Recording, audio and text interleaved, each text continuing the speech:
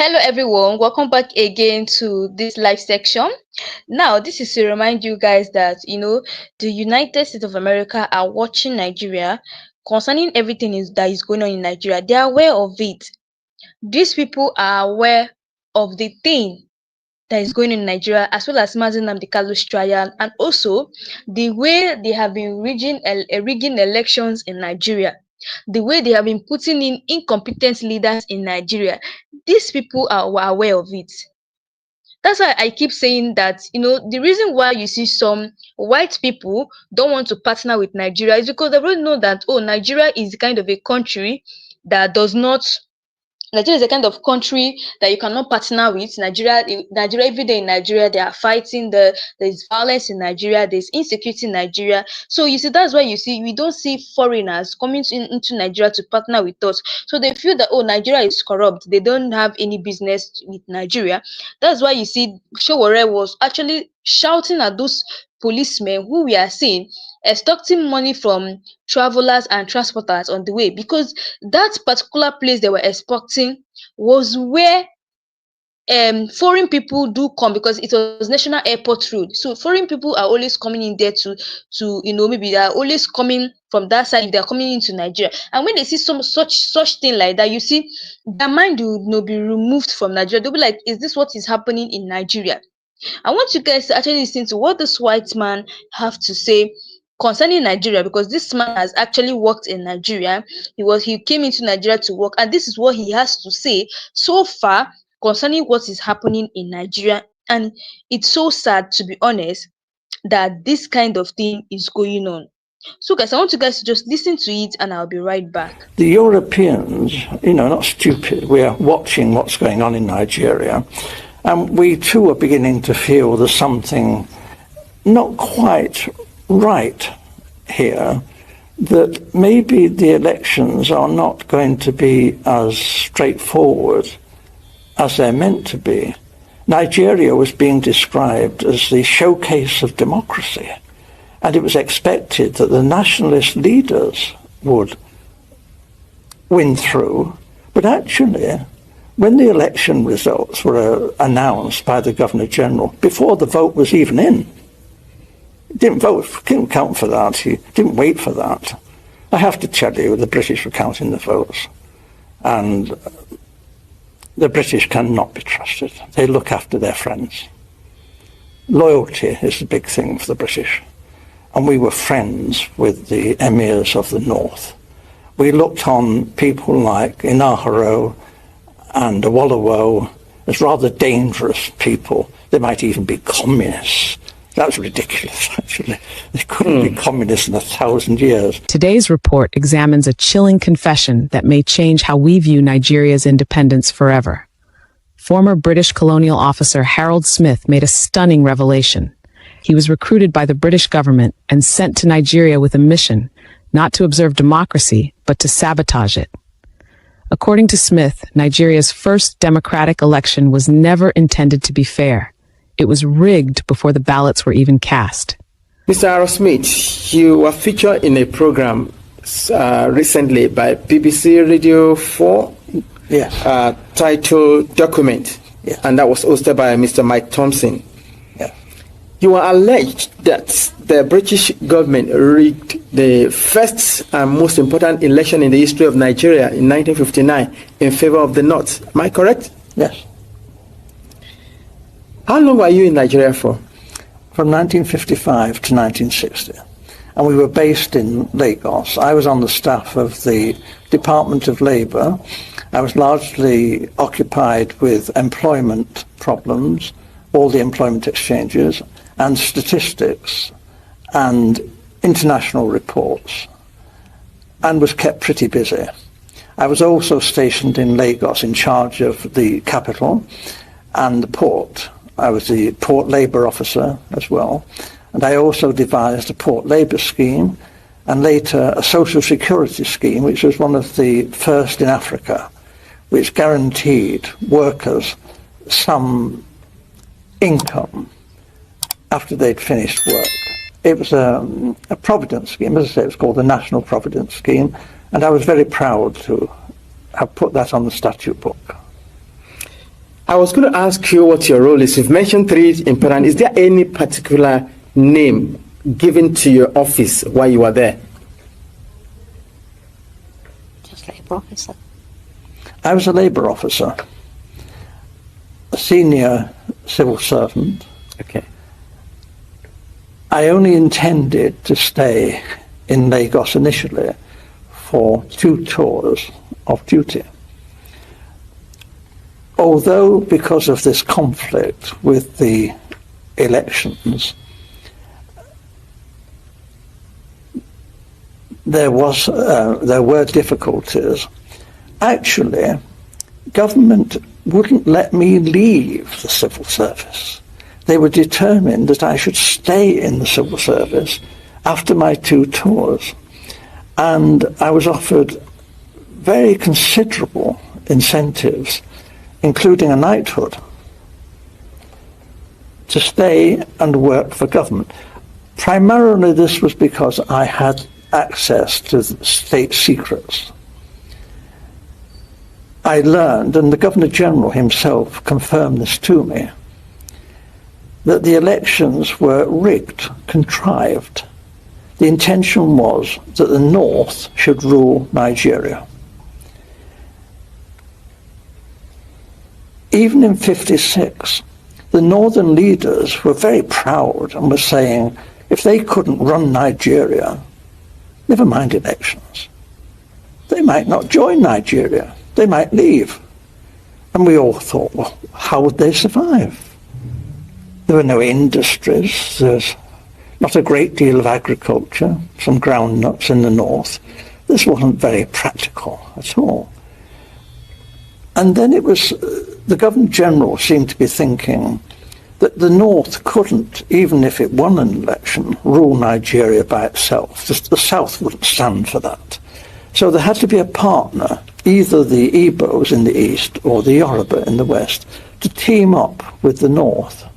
What he didn't want was for the 2 southern parties, the Igbo and the Yoruba, to team up to form the government, because he believed the North wouldn't tolerate that and talked about leaving the Federation.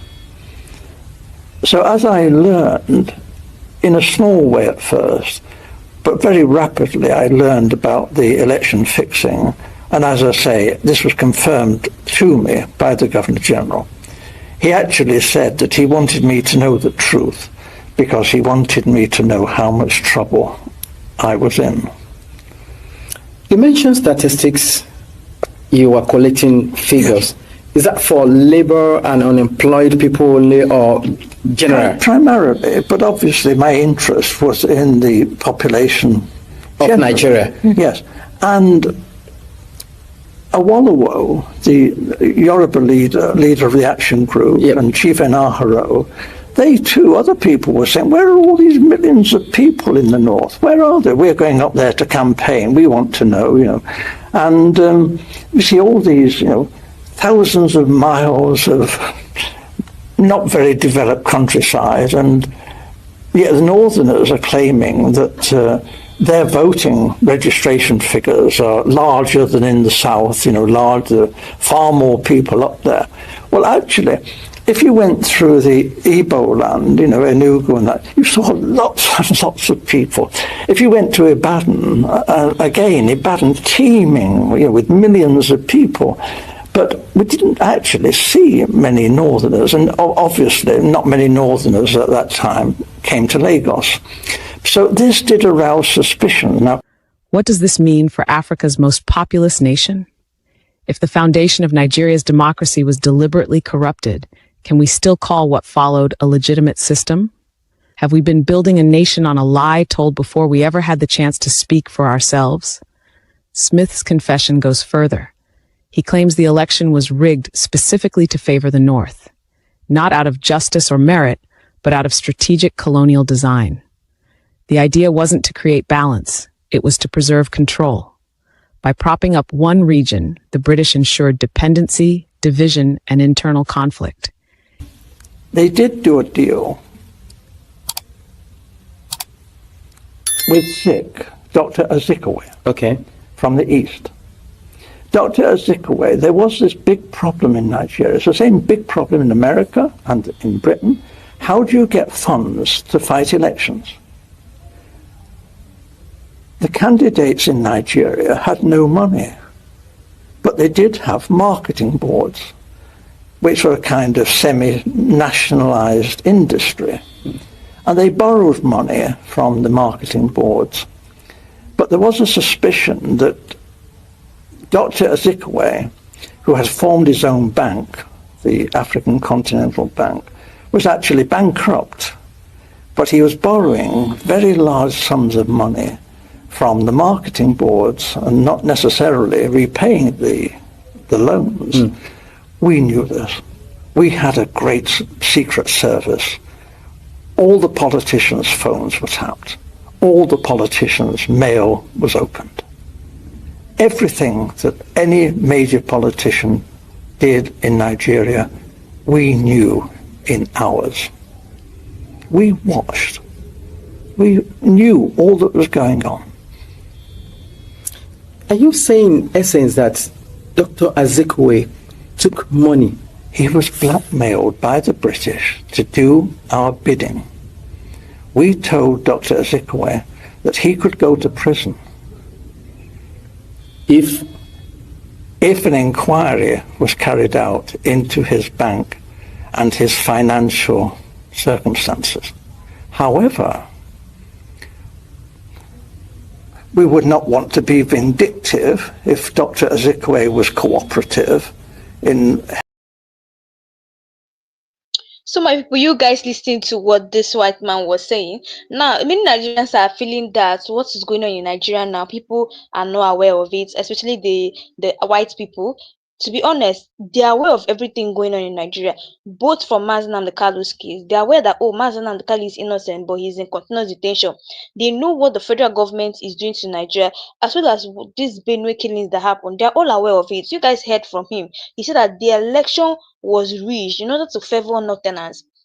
This man has worked in Nigeria for for some years now, and he said he can tell you everything that is going on in Nigeria, and he says that they are watching Nigeria. That's why sometimes we find it difficult, the foreigners find it difficult to partner with us, because they already know, oh, that Nigeria is a corrupt country. We can't partner with a country like this. Nigeria is corrupt. Nigeria has a lot of insecurities. That's why you see it is so hard for us to get people outside the country to come partner with us, because they are all aware of what is going on in Nigeria. They are all aware. They have known the kind of country we are. They know the kind of president we have.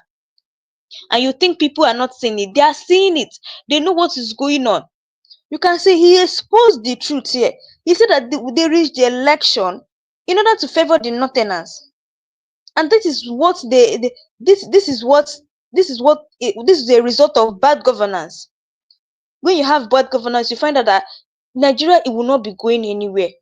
And take a look at what this UNM man said. Like, he look at what this UNM man said, that he has found out that the elections in Nigeria was rigged, as well as they gave powers to the Northerners, and that's why you see the Northerners are ruling now. He said it. So guys, I want you guys to listen to what he also has to say concerning Nigeria, where he warned the federal government that they are watching what is going on in Nigeria. Guys, take a look. Helping forward the plans that we had made in the best interests of Nigeria. Dr. Azikiwe had nothing in common with the northern politicians. He loathed the northern politicians.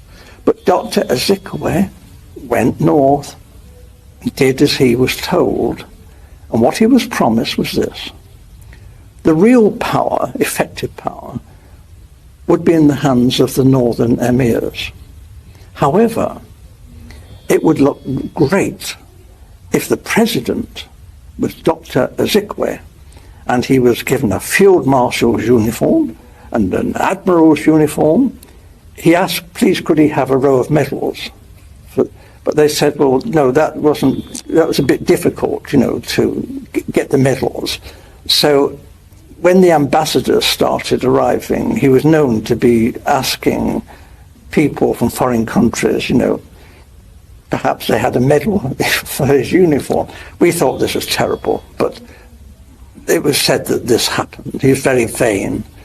And for a time, he functioned as first the Governor-General, and then when Nigeria became a republic, as the president. But he had no power. And when he did try to tell the army, he said, I'm the field marshal, the army has got to do this. They said, hey, you're just a ceremonial figure. You have no power. The Prime Minister, Balewa, gives us our orders. So there was a feeling then that there was going to be trouble. And then it was because the Awolowo and the Action Group had become the official opposition. What we British wondered, how could they win another election without the British counting the votes? There could not be another proper run election without us there. We knew what we were doing. We were just helping things along. You know, we were doing what the British do, favouring our friends and looking after our own and repaying favours. We don't call that corruption. Right. The Europeans, you know, not stupid. We are watching what's going on in Nigeria, and we too are beginning to feel there's something not quite right here, that maybe the elections are not going to be as straightforward as they're meant to be. Nigeria was being described as the showcase of democracy, and it was expected that the nationalist leaders would win through. But actually, when the election results were announced by the Governor-General, before the vote was even in, he didn't count for that, he didn't wait for that. I have to tell you, the British were counting the votes, and the British cannot be trusted. They look after their friends. Loyalty is the big thing for the British, and we were friends with the emirs of the north. We looked on people like Inaharo and Awolowo as rather dangerous people. They might even be communists. That's ridiculous, actually. They couldn't be communists in 1,000 years. But this was a sort of thing that was being said. And we were, Europeans, were getting a bit worried about all this. It wasn't quite the honest, straightforward election that we were hoping for. If one region was handed power at the expense of others, is it any surprise that distrust still defines Nigeria's politics today?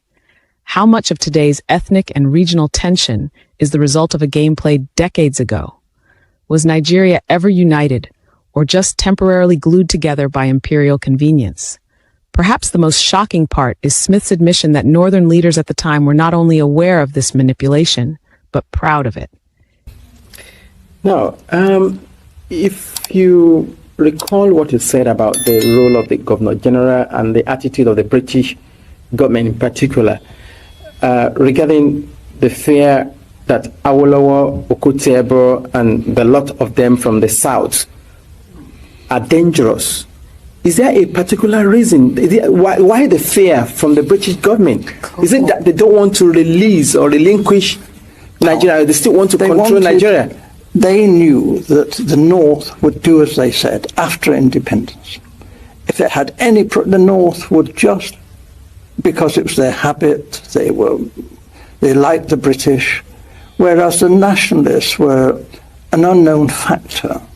Actually, when they took the flag down and hoisted the Nigerian flag, not one of the major nationalist politicians was there. They weren't even on the platform. This was incredible. These were the people who had sought independence. The people in the north didn't want independence. They didn't want the British to leave. So this was a farce. And for most Europeans who were very close and watching this, we were disgusted. We thought this really had been manipulated, this election. It was unworthy. It was unworthy of the British people, this. This was no honest, straightforward thing that you would expect Britain, the mother of parliaments, to do. This was cheap and low and criminal. And I opposed it. And I opposed it then, and I've opposed it ever since. And I'm telling you the truth. And I was warned, if I told you this state secret, my life could be forfeit. If true, this points to willing collaboration, not passive benefit. It begs the question, were some leaders more interested in personal gain than national unity? Should history judge those who accepted colonial favors the same way we honor those who resisted? And if the early elite celebrated their unfair advantage, did they ever truly represent the will of the people, or only the will of the empire? According to Smith, this foundational betrayal seeded decades of instability, from systemic corruption to military coups, and ultimately, the Biafran War. That war wasn't simply a call for secession. It was a scream against a structure that many saw as inherently unjust. If the system was never meant to be fair, how can its laws, elections, and institutions ever fully serve the people? Could it be that Nigeria's greatest problem isn't corruption, but a false beginning? And if so, is it too late to rebuild the foundation? Smith concludes by saying he did not stay silent. He raised his concerns with the British Governor-General, but was ignored. That silence by the authorities is perhaps the loudest truth of all. This wasn't a mistake. This was betrayal by design. And it raises a powerful question. Does the late regret of one honest man erase the actions of a colonial empire that knowingly destabilized an entire nation? Should Britain be held accountable, not just morally, but politically, for what its policies caused? Or will Nigeria forever be expected to heal from wounds that were never self-inflicted? Disclaimer, this video is intended for educational and informational purposes only. It is based on publicly available historical accounts, scholarly interpretations, and documented testimonies. We do not promote hate, discrimination, or conspiracy, only reflection, education, and justice. Viewer discretion is advised. I mean, in essence, what Dr. Azikiwe did. So, guys, you guys have listened to what this man have to say concerning Nigeria. The fact that Nigeria was colonized, and before you know it, everything scattered. They had to, after they had to give powers to the Northerners, and today the Northerners are misusing their power. Honestly, they are actually misusing that power given to them. No wonder you see every time the Northerners want to carry power, because they know that once they have the power, they can do anything they want to do in Nigeria. Now look at what they have done to Nigeria. The Northerners are even among people that has destroyed Nigeria to the way it is now. The insecurity has stopped, unlike unlike before. Insecurity has increased, and many Nigerians are now bleeding. In fact, Nigeria is bleeding. We need justice. For a white man to come out to tell us everything that is going on in Nigeria, that means you know that these people are aware of everything going on in Nigeria.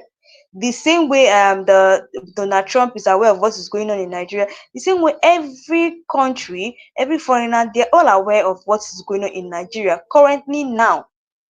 And they're saying that they are watching Nigeria, because our president Bola Ahmed Tinubu thinks that anything going on in Nigeria, these people are not aware of it. They're aware. To show you that they're aware, when the Benue killings happened, the new pope that was just assigned came out to to send a message to people who lost their family. This to show you that they are aware. They watch everything going on in Nigeria.